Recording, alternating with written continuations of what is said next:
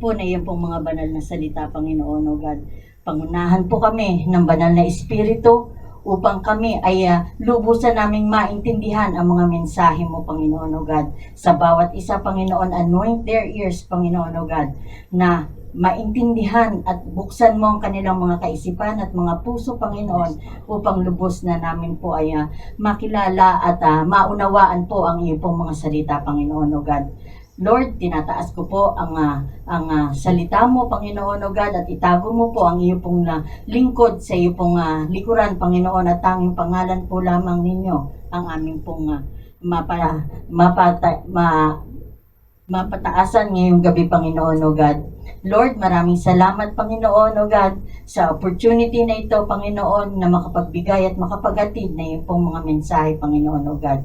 Ang lahat ng pagpupuri at pagsamba sa inyo po lamang, Ama. Ito po ang aming dalangin sa pangalan ng Panginoong Hesus. Amen. So, sa nanauna, pang pundasyon din po, ang ating topic ay pundasyon. Napag-aralan na po natin ang nauna kay Sister Rose ang pundasyon at napakahalaga po ng ating ng pundasyon sa ating pong buhay at buhay Kristiyano. Ang pundasyon ay totoong mahalaga sa pagtatayo ng bahay or building, di ba po? At bilang Kristiyano ay kailangan natin ng matibay na pundasyon. Ang pundasyong ito ay walang iba kundi ang Panginoong Jesucristo. Siya at siya lamang ang subok, matibay at matatag na pundasyon. Naunawaan po natin sa unang pinag-aralan natin na importante ang pundasyon, ang malalim at matatag na pundasyon. Bakit po? Kasi kailangan natin na tayo ay maging matatag sa time na tayo ay dumadanas ng mga pagsubok. Amen po? Tayo po ay dito po sa Mateo, Matthew 7, chapter 7, verse 24 to 7, ito po ang sinasabi. Kaya't ang bawat nakikinig at nagsasagawa ng mga salita kung ito ay maitutulad sa isang tao matalino na nagtayo ng kanyang bahay na ang pundasyon ay bato. Umulan ng malakas, bumaha at binayo ng malakas na hangin ang bahay na iyon, ngunit hindi nagiba sapagkat nakatayo iyon sa bato. Ang bawat nakikinig ng aking salita, ngunit hindi naman nagsasagawa ng mga ito, ay maitutulad naman sa isang taong hangal na nagtayo ng kanyang bahay sa buhanginan. Umulan ng malakas, bumaha at binayo ng malakas na hangin ang bahay. Ito ay bumagsak at lubusang nawasak. So, sinasabi po doon na ang sa una po nating pag-aaralan ay ang bato na pundasyon. Sinasabi po dito na ang dalawang pundasyon, bato at ang buhangin. Ang una po ay bato na ang bahay na itinayo sa ibabaw ng bato ay hindi bumagsak. Maliwanag na ang nabanggit na bahay at pati na ang mga bagay na nasa loob nito ay nananatili. Walang nawala sa nagtayo ng bahay na ito. Ang dahilan kung bakit hindi bumagsak ang bahay ay sinabi ni Jesus, sapagkat natatayo sa ibabaw ng bato. Ang bato kasi ay, ang karakteristik kasi po ng bato ay matigas, di ba? Matatag siya. So, kung ang bahay po o ito po ay sumisimbolo kasi sa ating pong pananampalataya, sa ating buhay Kristiyano, kailangan ang ating pong pananampalataya ay matatag. At meron tayong matatawag na matatag na pananampalataya kung tayo ay nasa Panginoong Jesucristo. Amen po? Ang pangalawa, buhangin. Ang bahay naman na nakatayo sa buhanginan ay nabagsak at kakilakilabot ang kanyang pagbagsak. Maliwanag na ang nagtayo ng bahay na ito ay nakaranas ng mawalan. Ang dahilan ay sapagkat ang pundasyon ng kanyang bahay ay buhanginan lamang.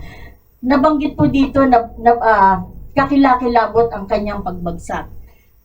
Sa akin pong palagay na ang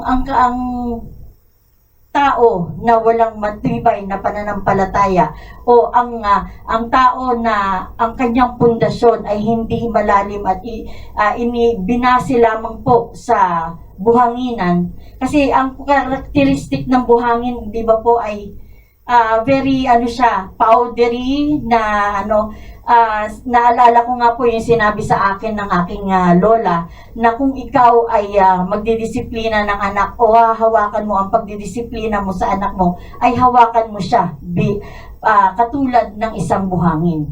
Dahil po ang isang buhangin, pag hinawakan mo ng sobra-sobra, babagsak, guguho siya, malalaglag. Kung sobrang luwag naman, siya ay mawawala din. Babagsak din po siya. Bakit? Kasi sobrang luwag ng paghawak mo. So, ang kailangan ng disiplina natin ay tamang-tama lamang. Ngunit sa ating pananampalataya, ito ay hindi basihan.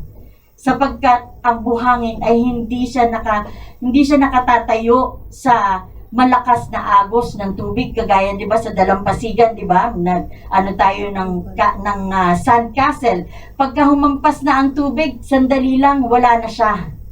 So, ganun din po ang isang tao na hindi ganun kalalim ang pananampalataya niya, at ang pananampalataya niya ay hindi nakabase sa Panginoong Hesus o sa salita ng Panginoong Hesus. Dahil po, kapapahamak po niya kung ano ang hindi pa niya, Lord, ang tao na hindi malalim ang kanyang pananampalataya, siya ay maaaring mapahamak. Amen po? Siya ay maaaring mapahamak. Ito po ang dalawang uri na sinabi ng Panginoon na naaayon sa Kanya kung ano ang karakteristik ng dalawang uri ng tao na nagtayo ng bahay. Ang una, matalino, nagtayo ng bahay sa ibabaw ng bato. Ang pangalawa ay mangmang, nagtayo ng bahay sa buhanginan. At ang batong pundasyon sa espiritual ay walang iba kundi si Jesucristo. So, ang Panginoong Hesus po ang ating pong pundasyon. Siya po, kagaya ng nabanggit ni Sister Rose, na ang tanging Panginoong Hesus lamang po, iginawa po ang mundo ng out of love para sa atin. At ang Panginoong Hesus po ang naging tagapagligtas natin at naging sandigan natin sa ating pong pananampalataya. Gaya ng sinasabi po dito, ang batong pundasyon sa espiritual ay walang iba kundi si Jesus. Sinasabi po sa unang Korinto, chapter 10, verse 4, at lahat ay nagsiinom ng isang inumin ding ayon sa espiritu, sapagkat nagsisiinom sa batong ayon sa espiritu na sumusunod sa kanila, at ang batong iyon ay si Kristo. Ngayon din po, sinabi rin po dito sa Efeso chapter 2 verse 20 na ang mga itinayo sa ibabaw ng kinasasaligan ng mga apostol at ng mga propeta na si Kristo, Jesus din ang pangulong bato sa panulok.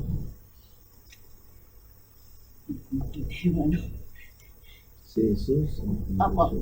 Jesus ang pundasyon ay gumagamit ng 6. Ito po yung sinasabi natin na basic principles ng Christian faith natin. Amen. Amen po. Kasi ito ang ginagamit ng pundasyon. Foundations of faith. Opo, foundations of faith natin, na kagaya ng sinasabi na makikita sa Hebreo 6 verse 1 and 2. Ang sinasabi po ay kaya't tayo ay tumigil na ng pagsasalita ng mga unang simulain ng aral ni Kristo, at tayo'y magpatuloy sa kasakdalan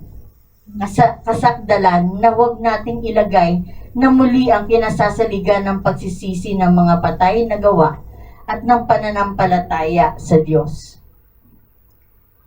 Ito po yung 6 na bato na sinasabi dito sa Hebreo. Ang pagsisisi ng mga patay ng gawa, pananampalataya sa Diyos, mga aral tungkol sa paglilinis o bautismo, ang pagpapatong ng mga kamay, pagkabuhay na maguli, paghuhukom ng walang hanggan.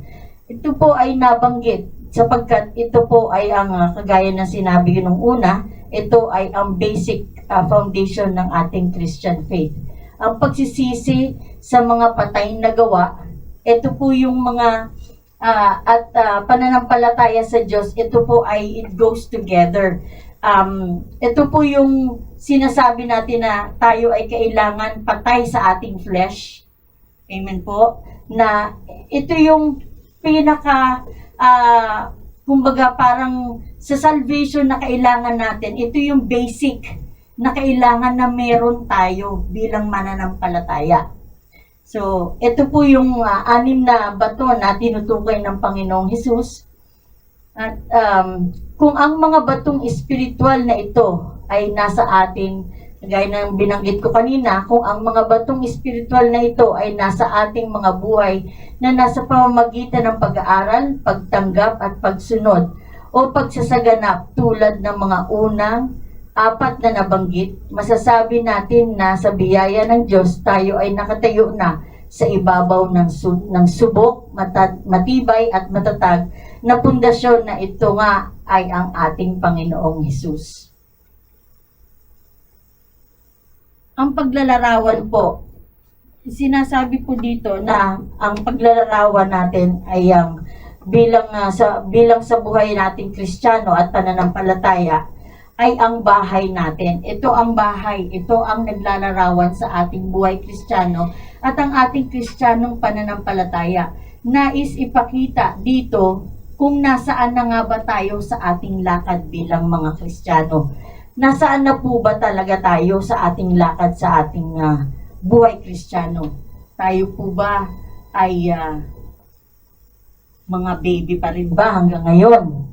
O tayo ay nag-level up na, kumbaga tayo ay mature na po ba sa ating pong pananampalataya sa ating buhay Kristiyano, sa ating paglalakad bilang Kristiyano. At ang sinasabi nga po dito, paulit-ulit, na ang Panginoong Hesus po ang pinakamatibay na pundasyon. Bakit po? Dahil ang Panginoong Hesus, ang salita ng Panginoong Hesus, ito po ang mag-guide sa atin. Ito po ang ating gabay para tayo ay tumibay sa ating pong pananampalataya. In times of difficulties na magkakaroon tayo ng mga pagsubok, tayo ay makatatayo sa ating pananampalataya at hindi tayo basta-basta mailalayo sa Panginoon. Bakit? Nandoon kalalim ang iyong pundasyon at rooted ka sa salita ng Panginoong Hesus at hindi ka mailalayo. Ngunit kung ikaw ay mangmang, gaya na ng sinasabi na hindi ka rooted sa salita ng Panginoon, ikaw ay maaaring mahiwalay sa Panginoon. O kagaya ng sinabi na nagtayo sa buhanginan, kakilakilabot ang kakahinatnan natin. Amen po. So dito sa paglalarawan sa 6 na bato, sinasabi dito ng manunulat na kailangan nating magpatuloy sa mga pangunahing katotohanan na ito. Amen po. Dapat tayong magtayo sa batayan ng bagong pagsilang. Dapat tayong lumago bilang mga Kristiyano at maging matanda sa ating paniniwala. Dahil hindi po habang buhay tayo ay bata sa ating pananampalataya. Gaya nga ng sinabi sa nasa kasulatan din po na dapat tayo ay nagtuturo na sa ating mga kakilala o dahil tayo bilang Kristiyano, kailangan tayo ay lumago, magkaroon tayo ng prutas. Lumago tayo, magkaroon tayo ng bunga. Hindi lamang tayo habang buhay na bata sa ating pananampalataya. Ito po ang mga, meron po akong sinulat dito na mga aral na dapat matutunan natin.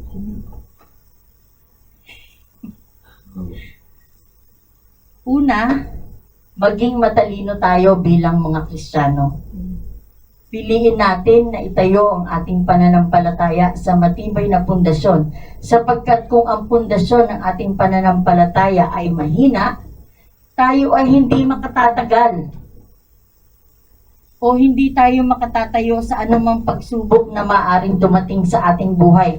Kaya tayo ay maging matalino, tayo ay manaliksik sa ating sa salita ng Panginoon upang tayo ay matuto ng maigi sa kanyang mga salita. Kagaya na ng nabanggit ni Sister Rose, kailangan natin malaman kung ano ang mga pangako ng Panginoon sa atin. Paano ka lalago kung hindi mo babasahin ang salita ng Panginoon at hindi ka makatatayo? Paano mo malalaman kung ano ang promise ng Panginoon sa iyo? 'Di ba? Kasi kagaya ng nabanggit na mga pinagkukwentuhan natin nung tayo ay nagkakaroon ng fellowship, na hindi alam ng ibang mga Kristiyano kung gaano ka-powerful ang isang Kristiyano. Bakit? Dahil sila ay mangmang sa salita ng Panginoon. Amen.